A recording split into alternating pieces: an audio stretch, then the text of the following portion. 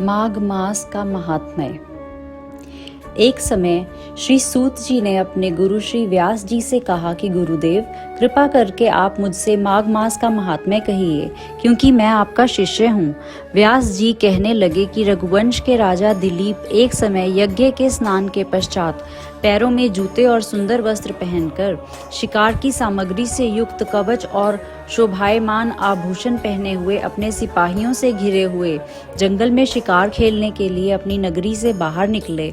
उनके सिपाही जंगल में शिकार के लिए मृग, व्याघ्र, सिंह आदि जंतुओं की तलाश में इधर उधर फिरने लगे। उस वन में वनस्थली अत्यंत शोभा को प्राप्त हो रही थी। वन में कहीं वृक्षों पर मोर नाच रहे थे, कहीं कहीं मृगों के झुंड फिरते थे, कहीं गीदड़ अपना भयंकर शब्द कर रहे थे, कहीं गेंडों का समूह हाथियों के समान फिर रहा था, कहीं वृक्षों के कोटरों में बैठे हुए उल्लू अपना भयानक शब्द कर रहे थे, कहीं सिंहों के पद चिन्हों के साथ घायल मृगों के रक्त से भूमि लाल हो रही थी, कहीं दूध से भरी थनों वाली सुंदर भैंसें फिर रही थीं, कहीं पर सुगंधित पुष्प, हरी भरी लताएं वन की शोभा को बढ़ा रही थी, कहीं बड़े बड़े पेड़ खड़े थे तो कहीं पर उन पेड़ों पर बड़े बड़े अजगर और उनकी केंचुलियों भी पड़ी हुई थी। उसी समय राजा के सिपाहियों के वाजे की आवाज सुनकर एक मृग वन में से निकलकर भागने लगा और बड़ी बड़ी चौकड़ियां भरता हुआ आगे बढ़ा। राजा ने उसके पीछे अपना घोड़ा दौड़ाया, परंतु मृग पूरी शक्ति से भागने लगा। मृग कांटेदार वृक्षों के एक जंगल में घुसा और राजा ने भी उसके पीछे वन में प्रवेश किया, परंतु दूर जाकर मृग राजा की दृष्टि से ओझल होकर कहीं निकल गया। राजा निर्जन वन में अपने सैनिकों सहित प्यास के मारे अति दुखी हो गया। दोपहर के समय अधिक मार्ग पर चलने से सैनिक थक गए और घोड़े रुक गए। कुछ थोड़ी देर बाद राजा ने एक बड़ा भारी सुंदर सरोवर देखा, जिसके किनारे पर घने वृक्ष थे। इसका जल सज्जनों के हृदय के समान स्वच्छ और पवित्र था। सरोवर का जल लहरों से बड़ा सुंदर लगता था।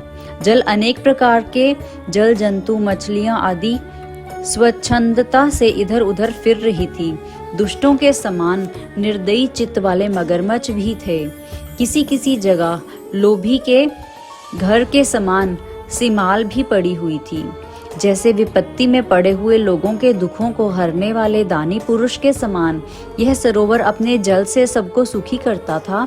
जैसे मेघ चातक के दुख का हरता है, इस सरोवर को देखकर राजा की थकावट दूर हो गई। रात्रि को राजा ने वहीं विश्राम किया और सैनिक पहरा देने लगे और चारों तरफ फैल गए। रात के अंतिम समय में शूकरों के एक झुंड ने आकर सरोवर में पानी पिया और कमल के झुंड के पास आया। तब शिकारियों ने सावधान होकर शूकरों पर आक्रमण किया और उनको मारकर पृथ्वी पर गिरा दिया।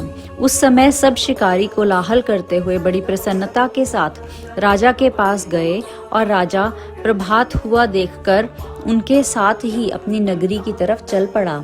रास्ते में एक तपस्वी को देखा, जिसका शरीर तपस्या और नियमों के कारण बिल्कुल सूख गया था, जो मृगशाला और वल्कन पहने हुए था और नख, रोम और केश धारण किए था। राजा ने ऐसे घोर तपस्वी को देखकर बड़े आश्चर्य से उसको प्रणाम किया और हाथ जोड़कर खड़ा हो गया। तपस्वी ने राजा को कहा कि हे राजन, इस पुण्य शुभ माघ में इस सरोवर को छोड़कर तुम यहाँ से क्यों जाने की इच्छा करते हो? तब राजा कहने लगा कि महात्मन, मैं तो माघ मास में स्नान के फल को कुछ भी नहीं जानता। कृपा करके आप विस्तार पूर्वक मुझको बतलाइए।